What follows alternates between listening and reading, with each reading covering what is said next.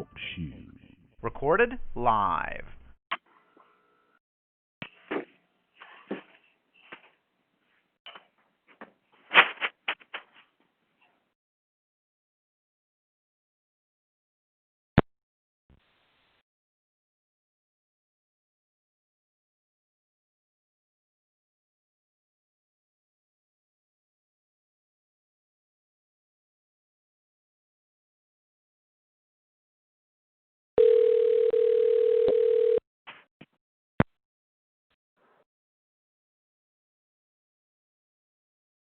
Hello? Hello? Hello? Hello? Hello?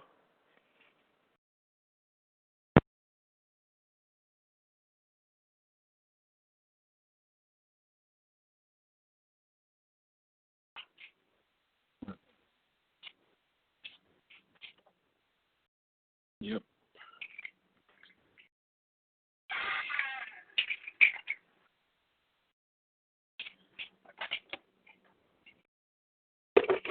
Okay.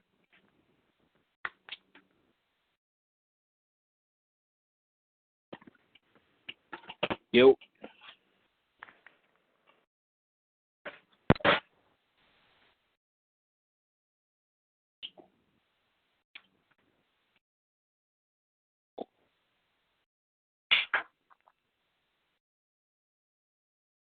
Roger. Yep. Hey, Hey, Glenn. Hey, Glenn. how's it going? Hi, Jared and Danny. Yeah, Jared and Danny. Sounds like a team to me. Yeah, Yeah. try to work as a team. What's happening? Touching base with you. Hey? Touching base with you. You know. Yeah. What do you want to know about specifically? What's happening about what exactly? Well, have you been in Paris or Korea or what? No, I haven't been in Paris. I mean, not lately. I was in Paris when was that? That was like last summer. Yeah, last August. Yeah. Yeah, I was in Korea. I was in Korea in August as well. I went to Paris, and it's not what not what I thought it would be. It's like another city, New York City. It's like people are busy. I was in London and in Paris at the same year, and there were more out-of-towners in both cities than there were Londoners or Parisians. Yeah. Well, when I went there, in August, all I learned, Europeans, they all go on vacation in August, so it was kind of deserted. The city. It was kind of a little quiet. So, and I was told if I were ever to go to France again, I would definitely go to the south. I don't know if I'd visit south. It seems it's more like. Well, you can go to Monaco and meet the family that was made out of turds. I don't know if they would let me. Any person could meet those people. I don't know if that's.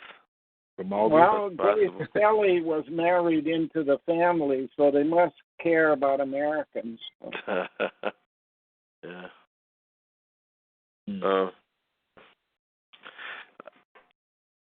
I went to. I want to go to Colombia with a friend. Yeah. But I don't know if it's gonna happen. I'm trying to plan it out. Well, any place you go down there, bring some heat back with you. Right. I know. Yeah. 20 below to 27 below last night. Wow. And the cats are like they all huddle in one corner. Yeah, well, not in one corner. They got boxes all over the place, but they're usually 3 or 4 in each box, and keeping each other warm. I just come in from outside, and the mail lady went by, and she's a replacement for the regular one.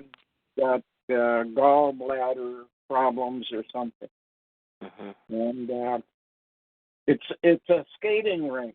You know, I didn't want anybody to get out of a truck and walk to put anything on the property because they'd probably break their neck.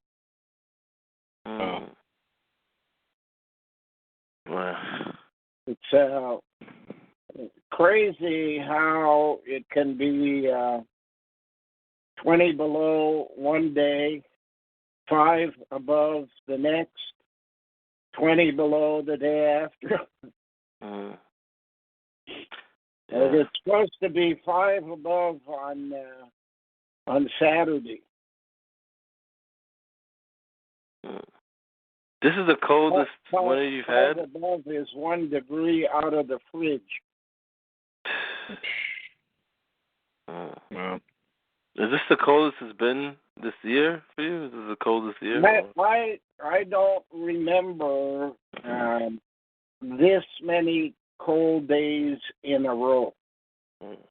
I remember the cold days, but there's usually one very cold day and then somewhere between +5 and -5 the next week, and then another cold day or two, but not the kind of stuff we've had this year where it's been 2-3 weeks at a time, and one warm day, then followed by 2-3 weeks again.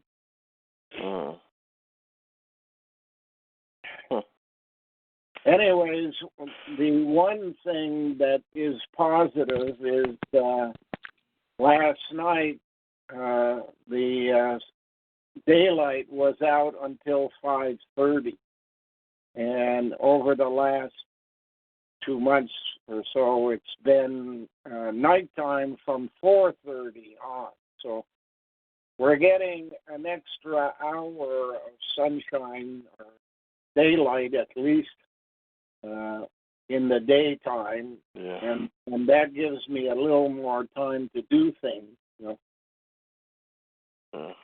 It's a very short day when the sun rises at close to 8 o'clock in the morning and goes away at close to 4 in the afternoon. So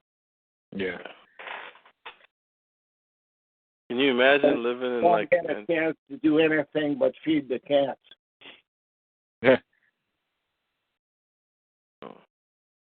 Can you imagine like how those people live in where is it?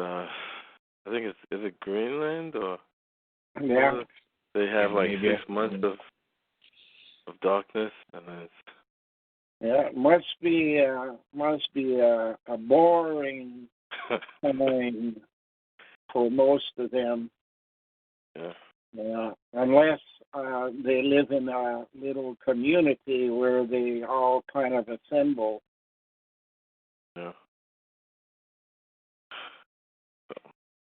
And like they'll have like 6 months where it's just sun or something, and never. And that must really screw with people's sleeping patterns.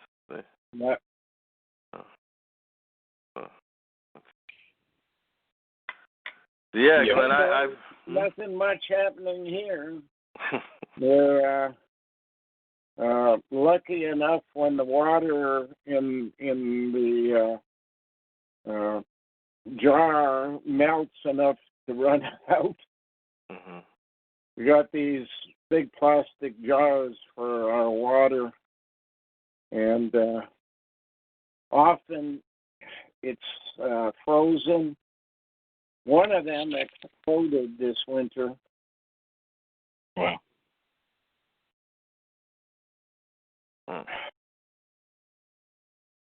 Nothing else happening since the police came. I told you about the police coming. Yeah. They didn't tell me yet, but they seem to have spoken to the post office because post office was getting kind of nasty about getting out of the truck if it didn't fit in the mailbox. It didn't go. You had to go to town to get it. And, $100 return trip to pick up a parcel that can be worth $20. So, but if the police spoke to them, which it seems like they did, then they drop it off here. I try to be at the front when they come by so they don't have to get out of the truck, but occasionally they do. And saves $100.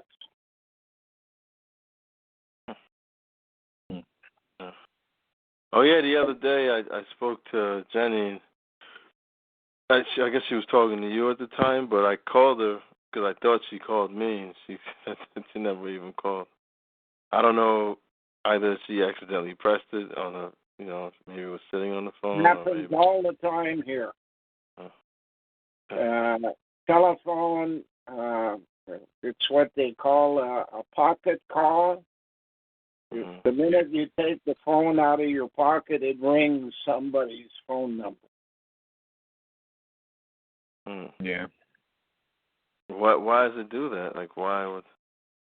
I don't know if it's humidity or cold or what it is, but certainly it wouldn't be Jennifer's problem. Hers would have to be heat. I mean, we're in opposite worlds, she and I. She gets 80 degrees and I get 20 below zero. That sounds like it's like one of those fantasy romantic love sad stories. Yeah. The cop promised that he would begin the process of getting her back, so I'm waiting to hear what they've done. Right now, payday for seniors is going to be next Monday, so I have to figure out how to get to town by taxi and try to match in everything I need done. Got to buy some cat food and other food for me. I'm trying to make some kind of arrangement with a restaurant in town that makes soup, so that when I go to town, I could fill a large thermos with soup,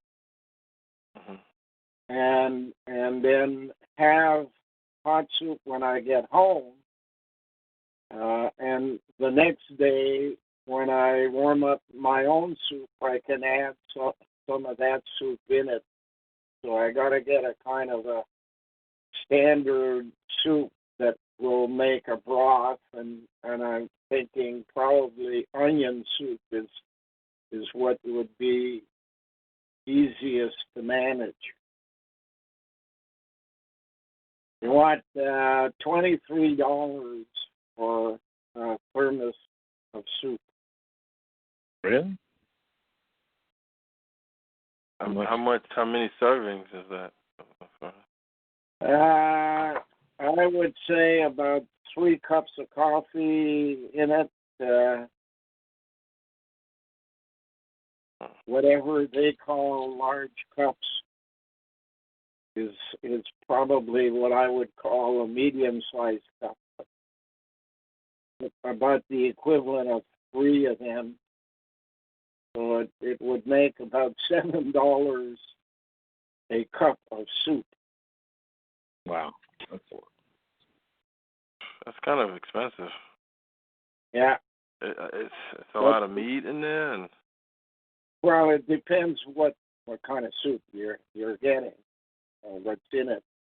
But there are some days when, I can't cook anything because the day's too short, the temperature too cold, that by the time I warm up the stove, it's cost me $4 or $5 worth of wood, and it's dark. So that's when a thermos of soup comes in handy.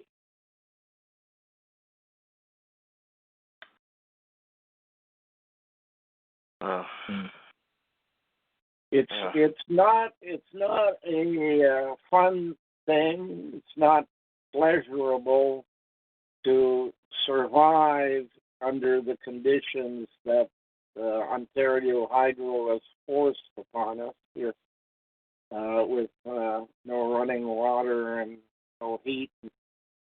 But it's a little bit like doing purgatory on Earth before you go instead of after.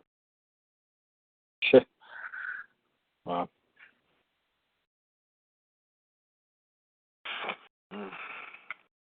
So with an extra hour of daylight over the last few days, that's a little bit of privilege, I guess. That's privilege, wow. So how do you feel, though? Like, your body's acclimatized to it enough now, or? You lose weight? Have you lost weight? Yeah. Well, I did lose weight for a while. I could tell by my rings become loose. But recently, since I got the sense of what I needed to eat on a daily basis, I seem to have gone back to normal weight. My biggest problem is my big toes get bruised very easily when you're on ice. So you kind of kick things that normally would move, and they don't move. So you end up with a big black toenail and blue and red toes. Yeah. It basically is not fun to walk on bruised toes. At least they're not getting wet. I have a boot that it started cracking. Yeah. I didn't buy a new one because I bought a new one. I thought it would last, but with this type of job I have, they don't last for long. They get worn out pretty quickly. So when it snows, I tried putting a plastic bag over my foot and then putting it in the shoe, but like a grocery bag, but it gets wet anyway. Yeah. So that's my problem with gloves. Because I have to turn the wood into kindling in order to start the fire.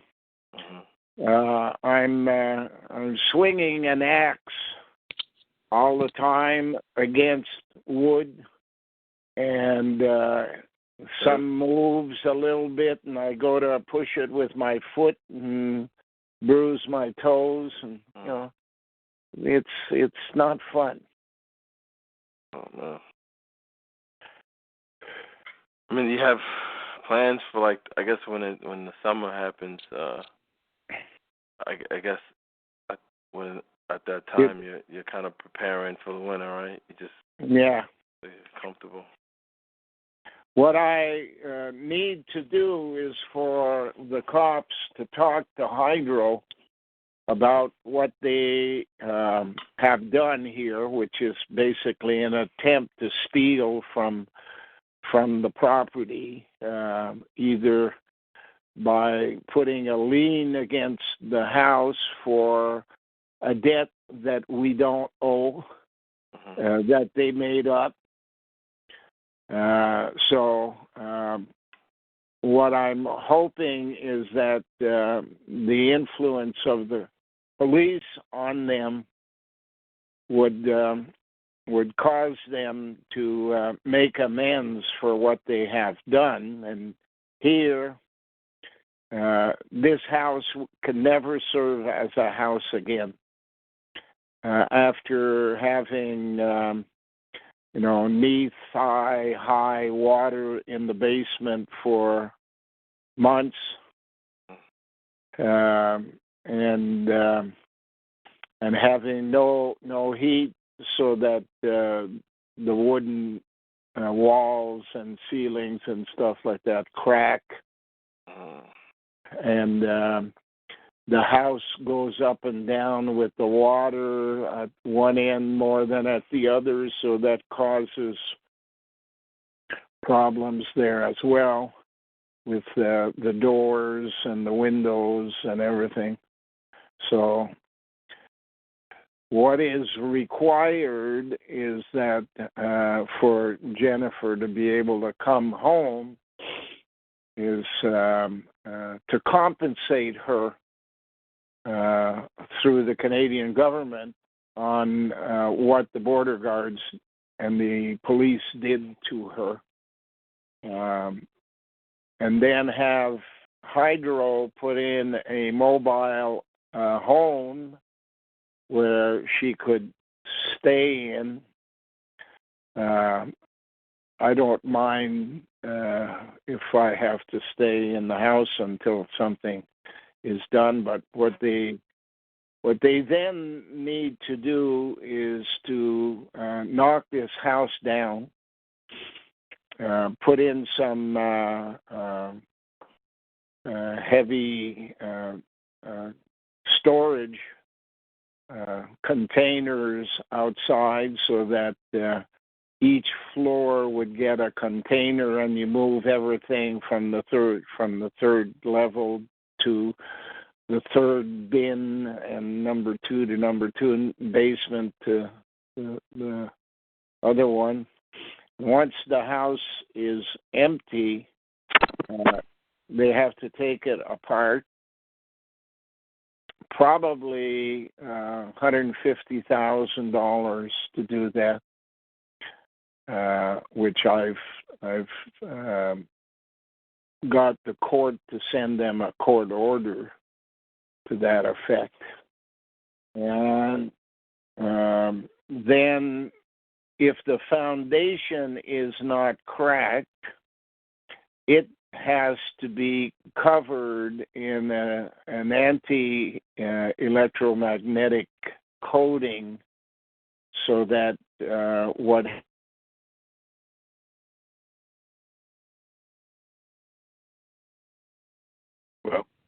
Hello?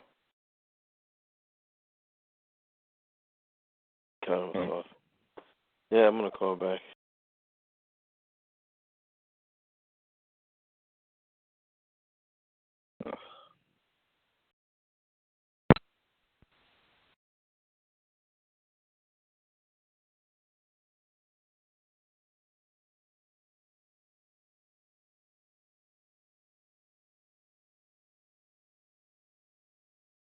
what happened? It just stopped. I thought you probably accidentally hit it again, or the end button. You there, Dana? I'm here. Okay. So I figure we're looking at $500,000 compensation for Jennifer, and $500,000 to build a new house, knock down and build a new house from Hydro. And I'll be the last they need to deal with as far as compensation is concerned. But what's most important is to make the property livable so Jennifer can come home. Now, I'm sure you would oversee if, when they build that, you would oversee, like, because, what we know about electromagnetism and how they design houses. Would you? But I don't know if you would be able to get away with that, because I don't know if I think the United Nations, they have something to do with that. Like, at least I know they're involved with smart meters and stuff. Yeah. So. The United Nations is running most infrastructure and bureaucrats in the world, not just here. They control the post offices from Europe, Asia, and America. So, and a lot of that money that goes to the UN is not explained to the public. Why and how they divert funds. World Health Organization gets a major part of it. Post Office gets a major part of it. And nobody tells the countries that not only is there an amount of money which is made public given to the UN by countries, but even more money is given to the UN by subterfuge, by bureaucrat theft. And one of the means by which they steal money is by putting liens against property so that when the person who owns the property dies, there's nobody there to deny, and there's a team of lawyers that make claims against the property, which is then sold, and they are paid for fraudulent activity done while the person was alive.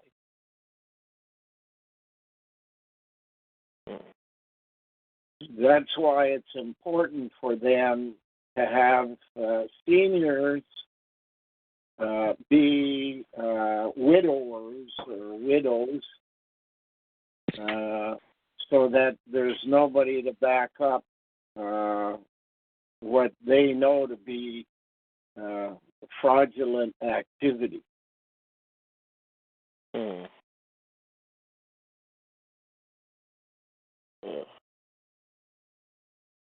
But, I go back to my statement that I made, I think the last time we talked, is in 1789, bureaucrats told the royals that they were self-serving rather than serving the population, and for that, they chopped their heads off. Well, now it's in reverse.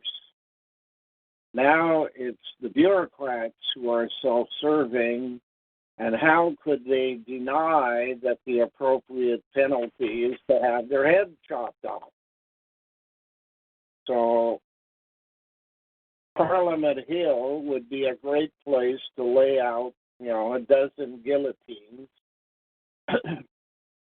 and to invite the bureaucrats from hydro and from the water system and the taxation system and the immigration system, all of those systems that bureaucrats run, invite them to Parliament Hill to donate their heads to a big DNA bank.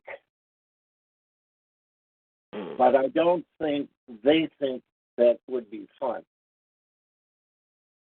They don't mind imposing the penalty, but they don't want it imposed upon them. Yeah. Speaking of the UN, I've been researching the religion that they say is going to be like it's sponsored by them. Yeah. The Baha'i, and the way it's ran, it looks like a bureaucracy how they run it. They have like a set of laws and assemblies. It's kind of bureaucratic, and I'm still learning. The Louet the Sioux could do a lot in the way of cleansing the bureaucracy in North America, anyways. Yeah. But you guys would have to step out of the way. Yeah. Definitely. Because the water is going to Flushing, New York. So. Yeah.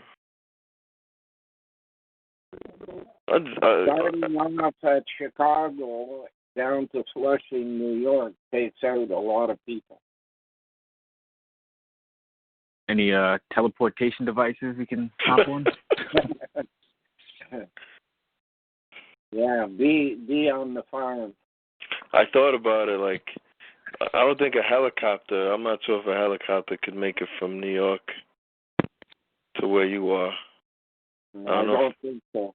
Yeah, it would have to be a private jet, or. You know what's crazy? Even a flight. When I look up flights to Ottawa, they're like $500-600 to go an hour. Yeah, about an hour flight, $600.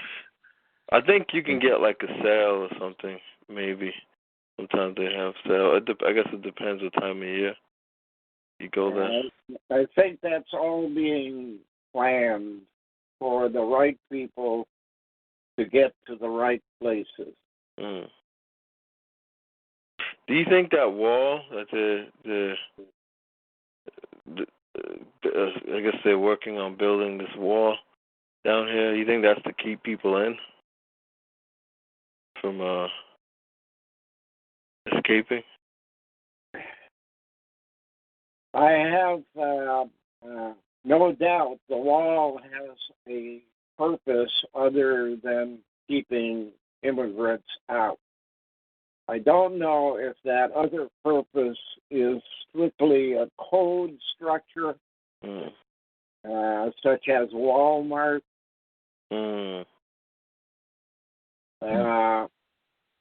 But it's got an ulterior motive or someplace, and the cell won't talk about it, and they use the premise that they don't talk about crime. So if it's a crime, what crime is it?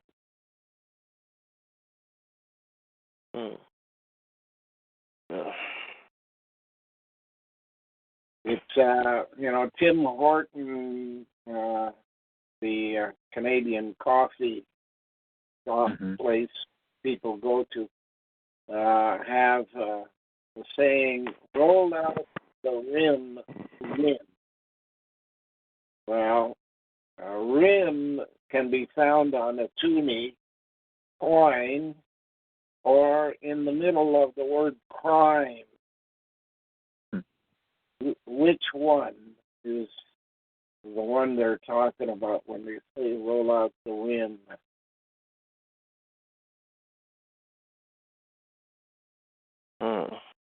You said the cell doesn't talk about crime that's not directly related to you?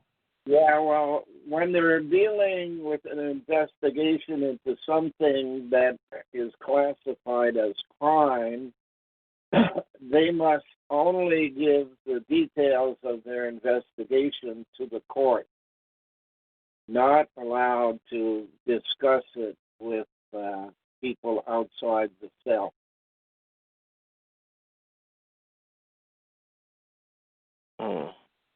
Yeah, no, because they don't want to compromise.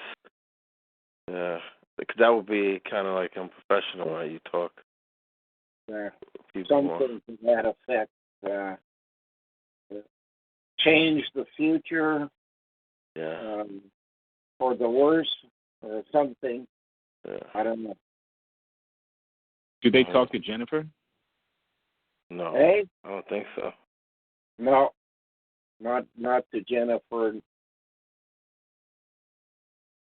As far as I know, I'm the only one that they have ever spoken to that's not currently dead.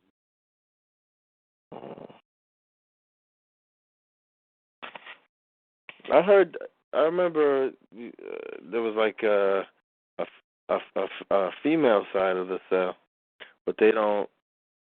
There is no female side of the cell. Oh. There may be some other group, but there's no female side of the cell except Jennifer. And she's basically assigned a kind of intermediary role that her long-range task is to bring 100 cats on the journey to the fifth dimension. And in order to do that, she has to do certain things here to begin the process of building what is known as a catio, an outdoor space like a patio, but for cats, where 100 cats can be assembled. And Jennifer is called the Queen of Cats of the Universes.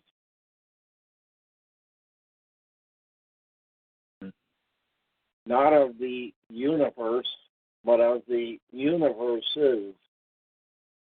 So obviously she must have done something prior to this life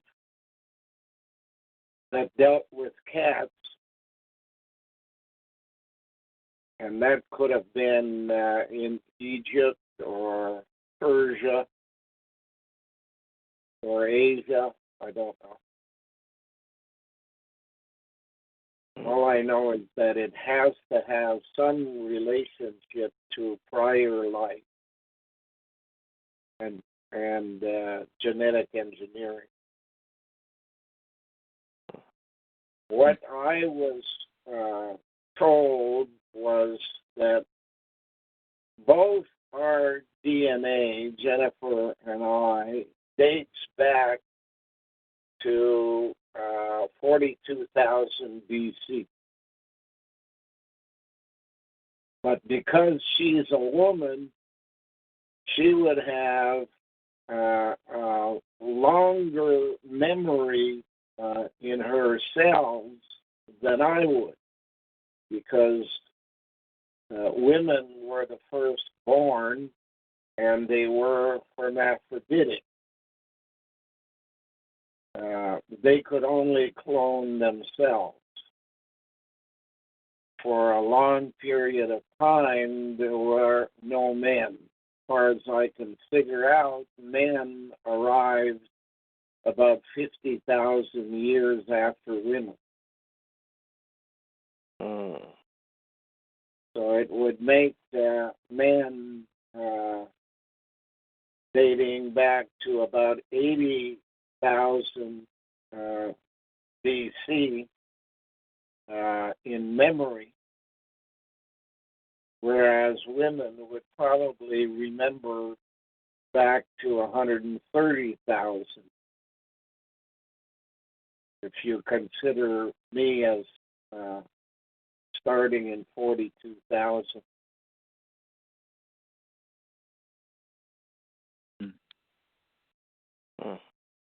Did Neanderthals turn off their aging gene? Did Neanderthals turn off their what? Aging gene.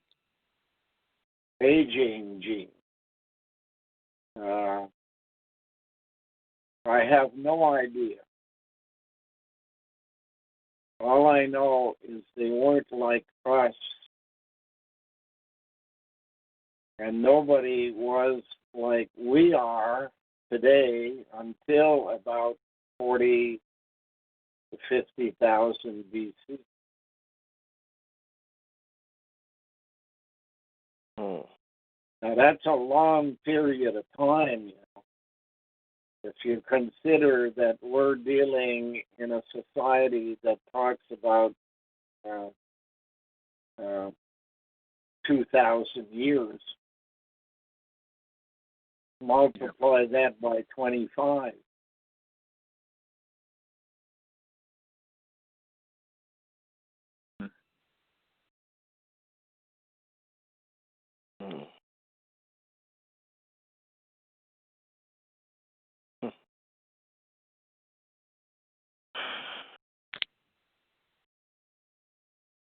Now, are you the first one the cell has spoken to ever?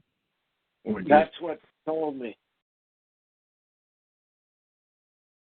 So throughout all their, I don't know how to say it, their existence, for lack of better understanding, you're the first one that they've actually communicated directly with. Yeah. Ever in the whole of human history, or?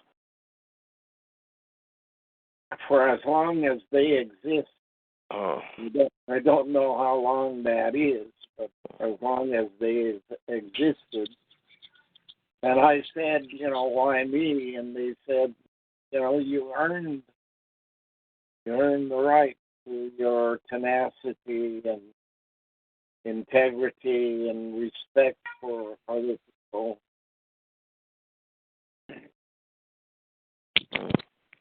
So obviously they haven't spoken to anybody else for the opposite reasons.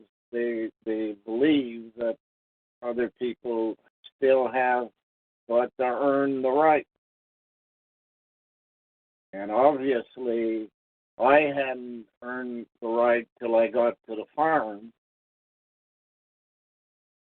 But everything I did leading up to the farm had some impact on the decision-making process, so that about 6 years after arriving here, they showed up. So, what do you think? Like, did you learn that when your integrity, that you have your tenacity? Was that something you learned along the way, or was this something ingrained in you from you were a child? Or? It's hard for me to know for certain, because I'm not even certain that I was born to the family that I lived with. Is it something that's cumulative over many lifetimes? Or is it something all related to this one lifetime?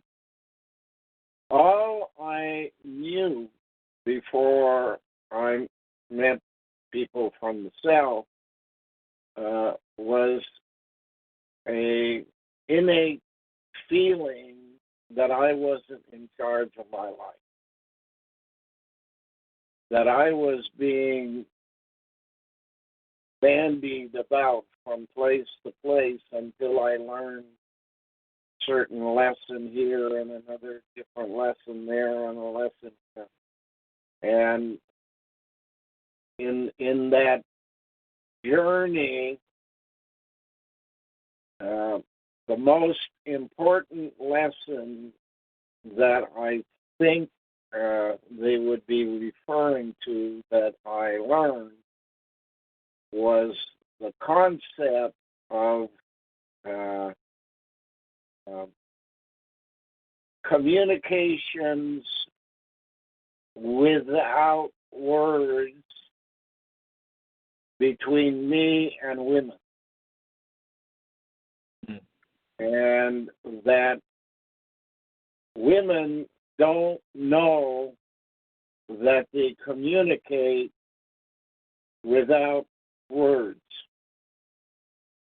but they have a feeding device called breast with a nipple on it, and the child goes to nurse and is getting food through the mouth, but at the same time, like an electromagnetic field, there is a field of knowledge that rises out of the mammary and surrounds the head of the child, and a communications network of memory comes out of the mammary and establishes itself in the child's land,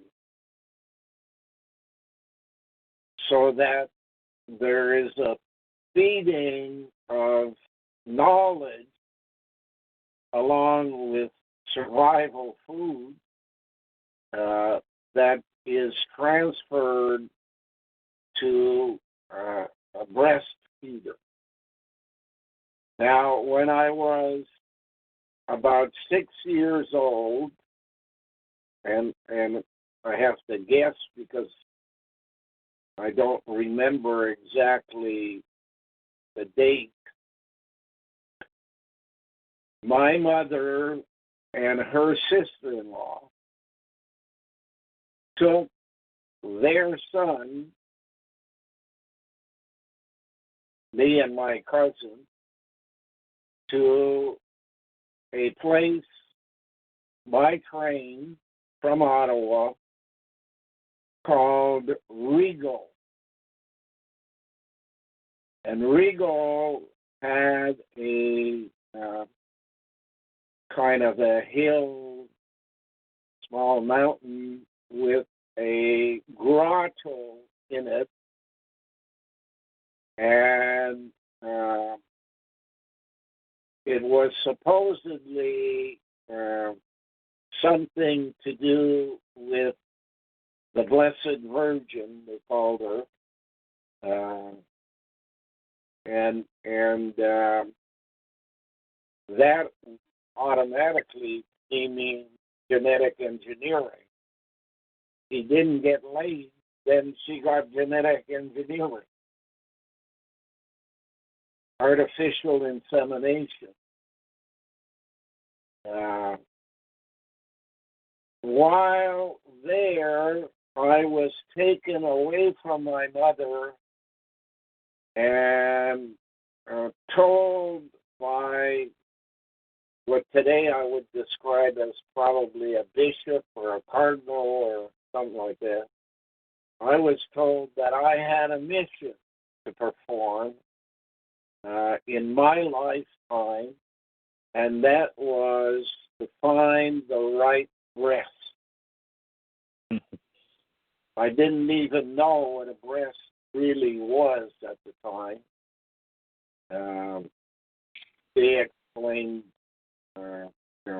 something women have under their sweaters, and that whether I knew it or not, I had to concentrate on that task.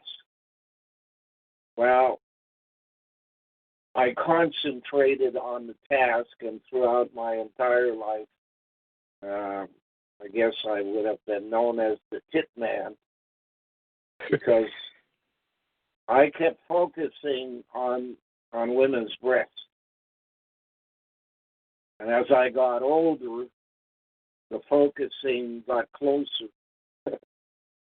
And it was more playing the role of a child nursing, and somehow in that process of doing that with a lot of women,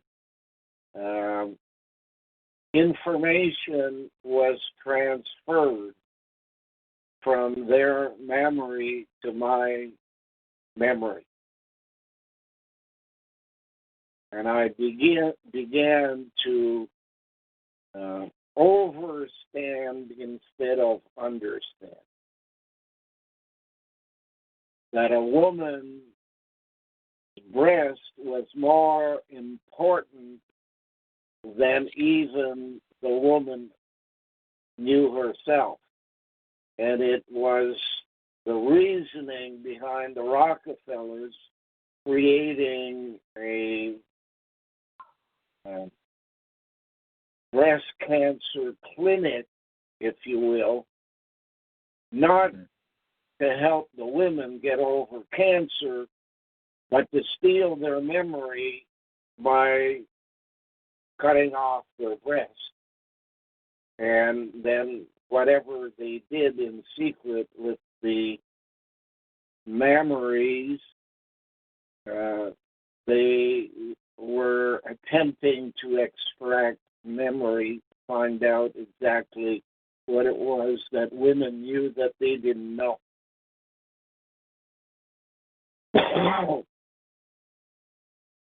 And didn't you say there was something related to the size as well?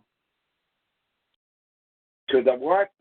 To the size. I remember you talked about this before, and you were saying that there was a relationship to memory based on the size of the memory, right? Whether it was right. Yeah. It seemed to me as I went along that the memory grew with memory. Over time, the more the woman had memories that she didn't understand, which some people describe as art,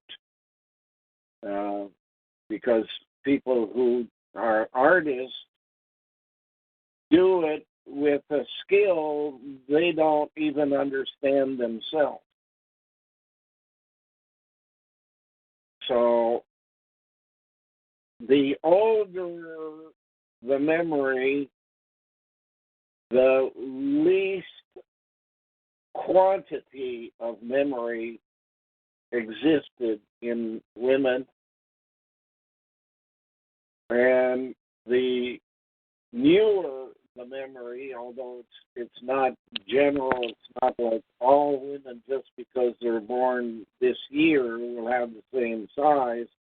It has to do with intuition and intellect and a whole bunch of other things along the way. But generally speaking, the larger the memory that holds the nipple, it's like a plate on which you put the food.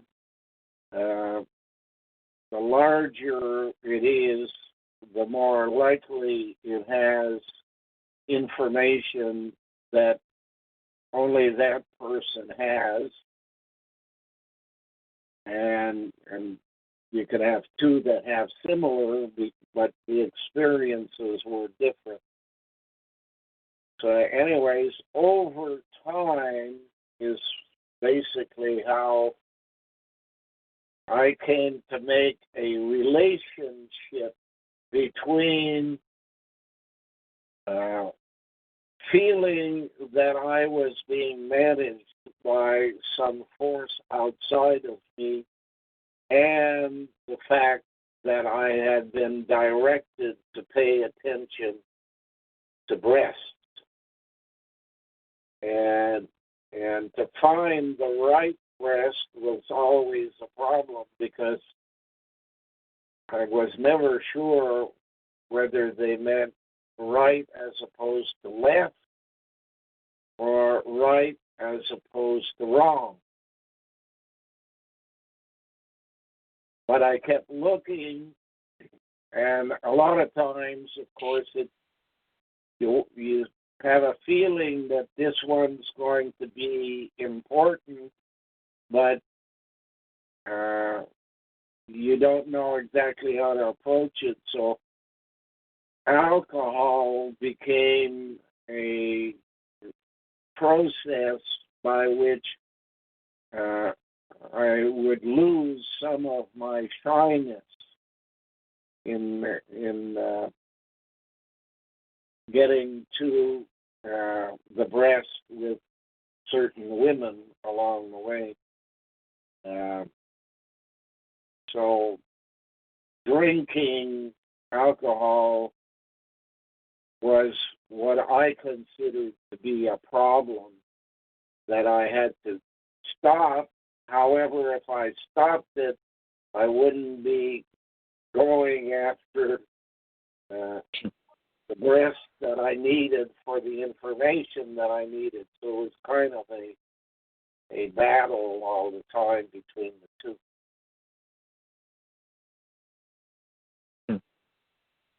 Anyways, I supposedly now have many of the much of the information that only women would normally have, and added to the male information, it makes me different memory-wise than most people. If that makes any sense to you, I'm happy. It was a long journey, and it had to take the equivalent of 60-some years for it to be before the self made contact.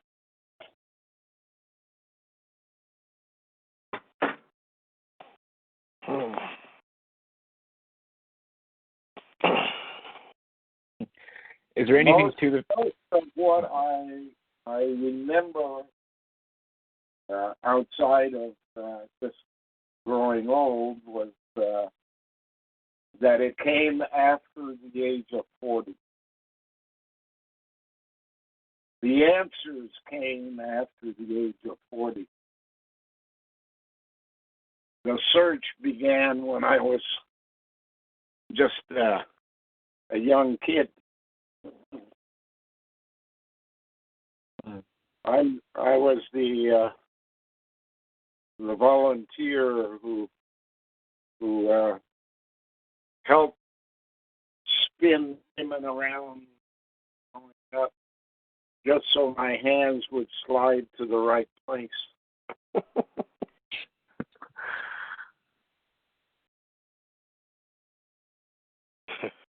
Sure, and I would like to pick up where you left off. But nowadays, it's like, as far as like in Hollywood now, it's like if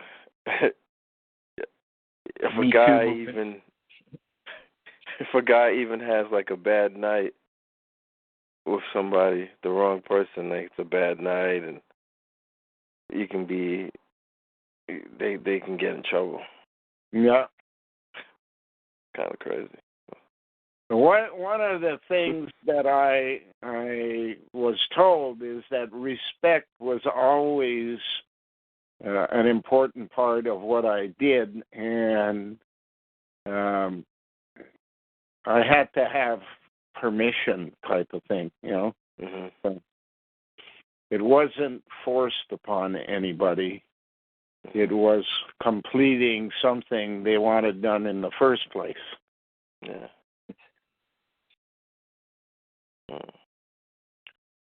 Well, that's that language without words. Like, yeah, I don't know, the women, they a lot of the communication is you can see on their face. They do facial. They do a lot of body language. So things. There is no reason for sex to be linked to breasts. That's true. It's an artificial situation manufactured by nuns. That thousands of years women walked around topless, and that didn't make men any different. Probably made them more informed because they would see clearly that a woman was communicating with them favorably or not by their breast. So nuns didn't want that to continue because they don't want men to know what certain women had in their memory banks. And so they're the ones who started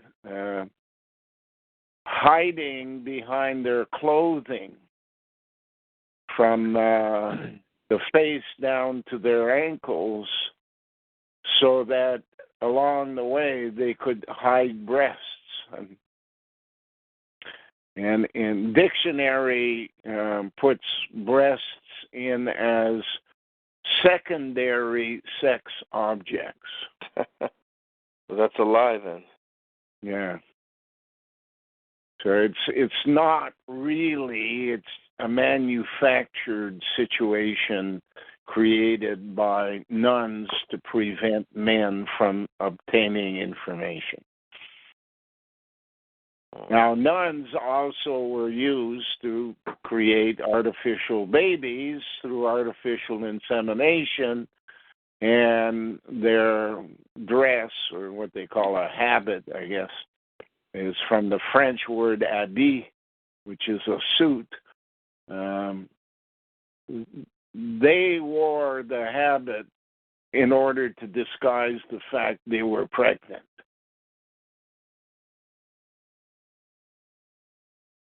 And they are the most devious people in the world.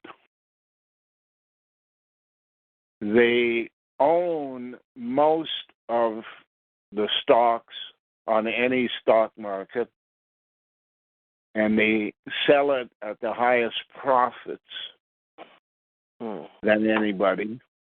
They own much of the land because they inherited the land from people who were married and then joined the nuns.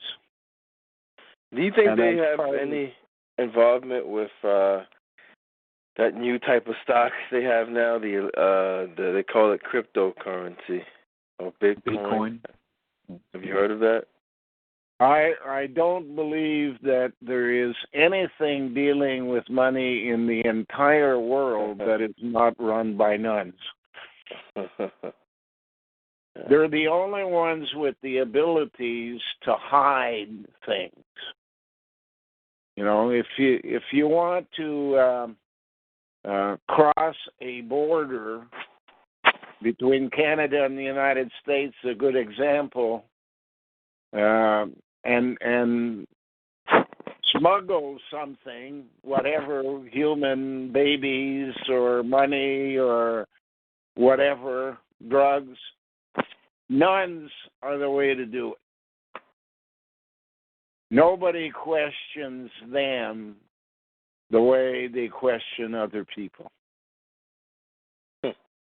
And yet, when you look at history, the ones who most abused children are nuns. Whether it be the laundries in Ireland or the native people in Canada or what have you, all over the world, the nuns are the biggest abusers of children.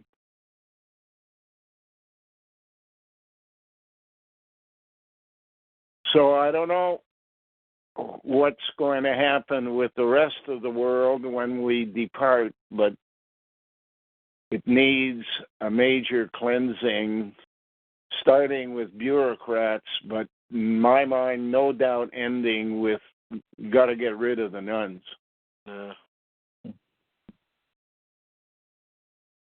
But I think the system they have their own time period of when they want to get rid of the nuns. I'm sure that it's part of the bigger plan. Yeah. They robbed the Vatican of all of its secrets. They robbed corporations of its secrets by creating janitor groups of women who go in and clean up offices, but in fact are always looking for documents that can be put in their own databases, and the women who do that for the nuns are taken care of, either by places to live or food to eat or whatever. They may call themselves janitors, but they're in fact spies. And how do you get DNA unless you deal with shit? The turd is the best retainer of DNA.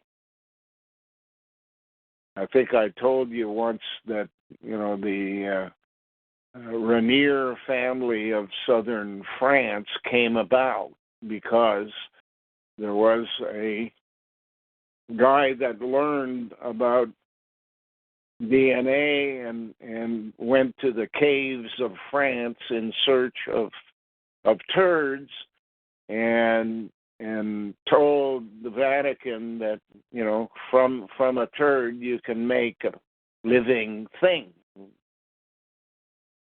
Could be a plant, vegetation, or live animal or human being.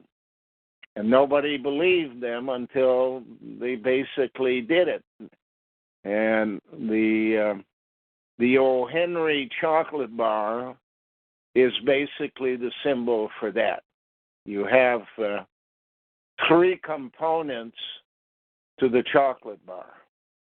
You have the chocolate, which is basically what the cave produces in minerals that covers things up. Then on the inside, you have male in the peanut and woman in the caramel. Caramel in the middle there, ram, mar. It's the material that holds everything together. A nice, sweet thing that holds everything together is basically the description of a woman. And the guy that found this place inside a cave in France and brought it to the Vatican, he said, you got to clean off the outside. That's what the cave built over what was sitting there. And then you'll find that there are two sets of DNA in the material that's left in the turd. One is the eater, and the second is the eaten. And that's why the school that teaches all of this in England is called Eton. So, always important to find out who's the eater here and who's been eaten. And in our world, you have a steak and you're eating it and you're a male, so there would be an animal has been eaten by a male. But in those days, cannibalism was the way to go about doing things. So the eater might have been a male or a female, and the eaten may have been a male or a female.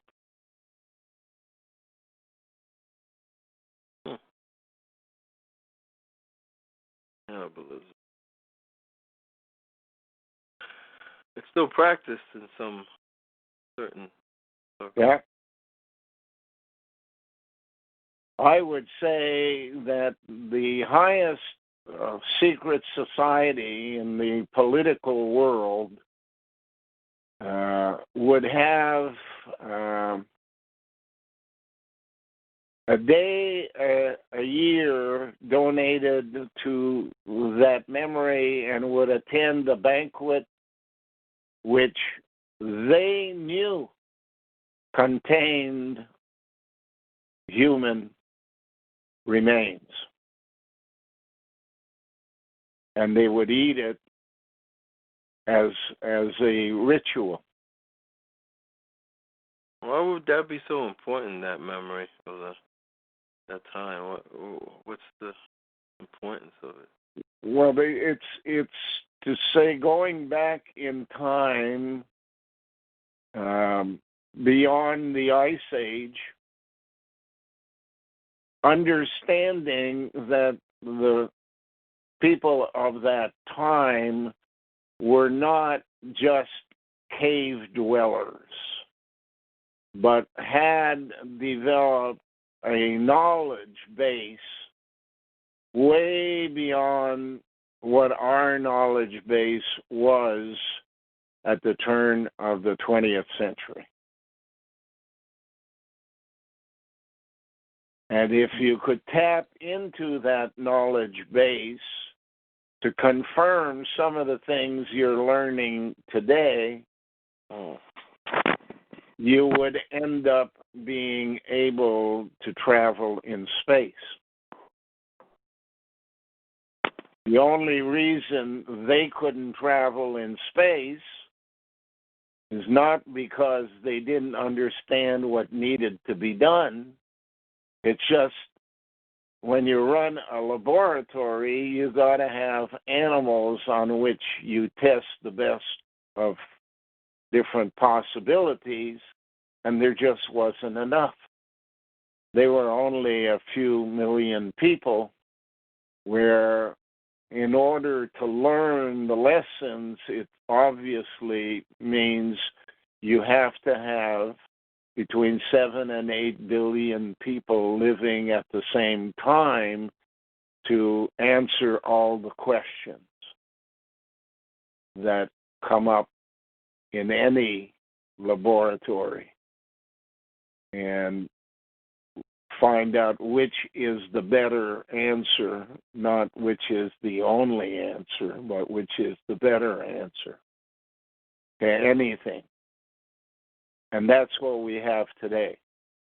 7 to 8 billion people have lived and died on Earth. 7 to 8 billion people now live here on Earth. And one day soon, 2020, as your optometrist would say, you can see clearly now.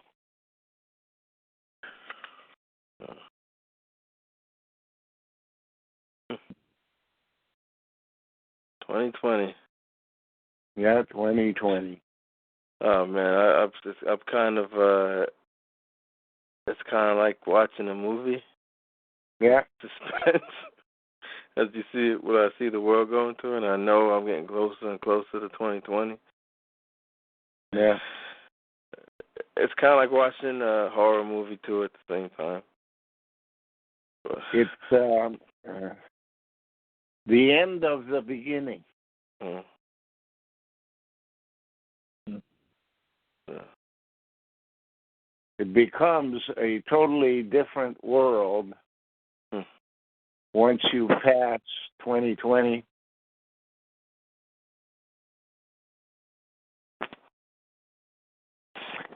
And therefore, 40 years later, it should be all over this world we live in. The bureaucratic world should be all over by 2058 to 2062, 4 years, give or take. 40 years from 2018.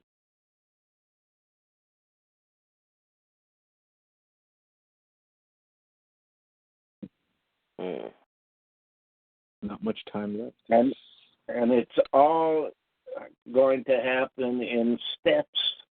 So it's not a matter of waiting till 2062 for something to happen. It's got to happen all over the world in different locations with different means, Lou at the Sioux being one of them.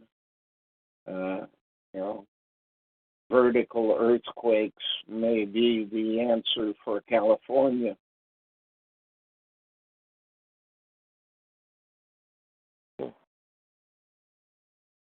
And at the time you get to know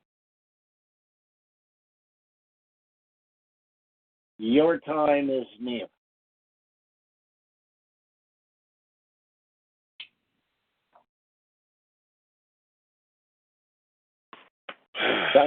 Some people will only find out, 2062.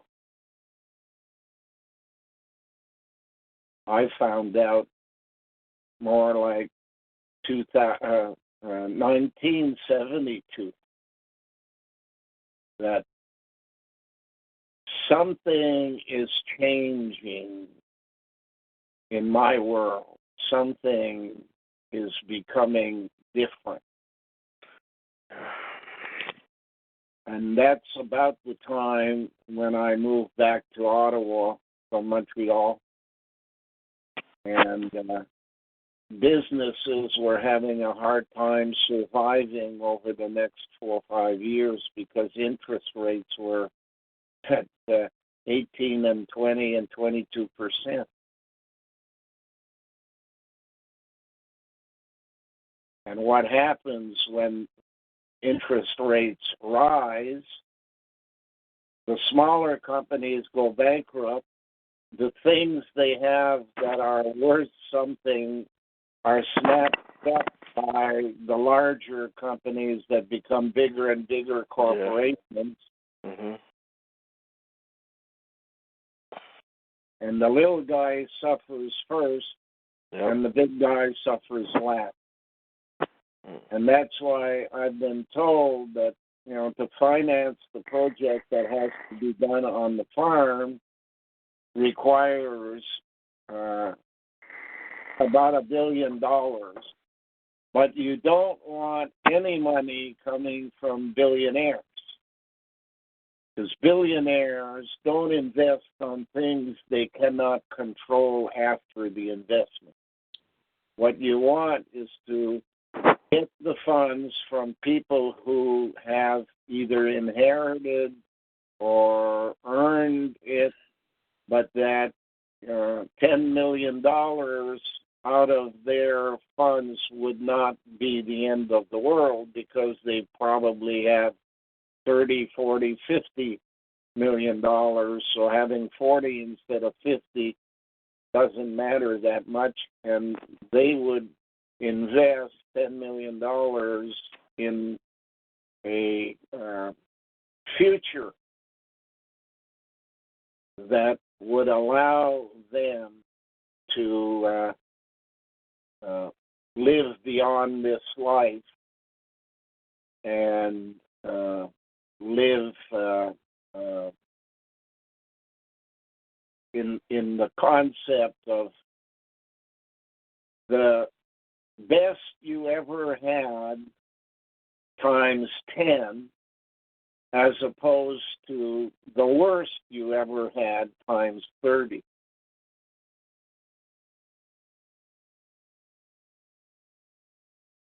So what benefit would somebody with $50 million have of dying and ending up, 30 times worse than the worst day they ever had.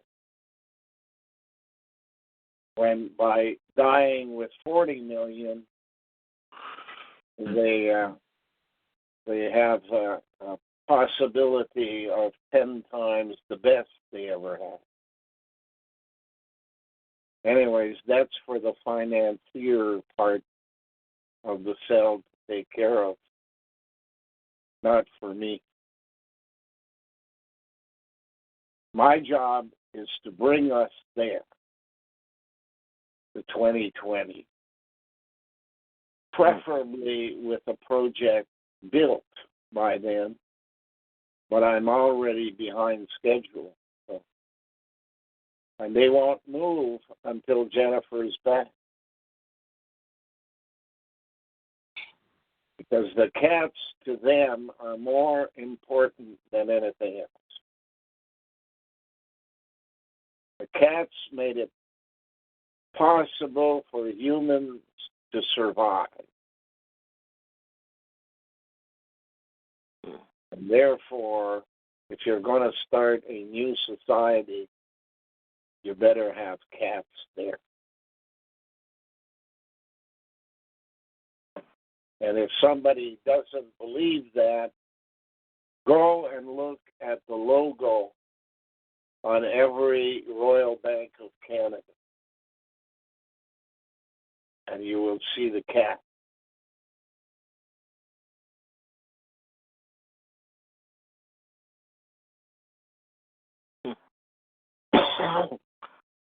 The Royal Bank of Canada, but that's something only privy to Canadians. Americans don't have that. That's probably a hint of things to come. You got to be in Canada in order to survive.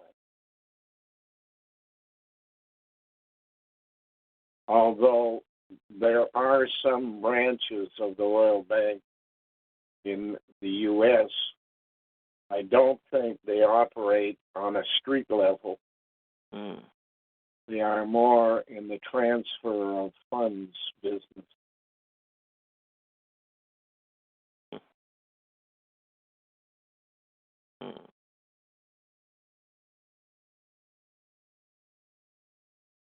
If you go back to last explanation we had about, a Nordic society of space travelers, a southern and Antarctica society based upon life on Earth, and a gang in the middle at the equator that transfers information back and forth between the two societies.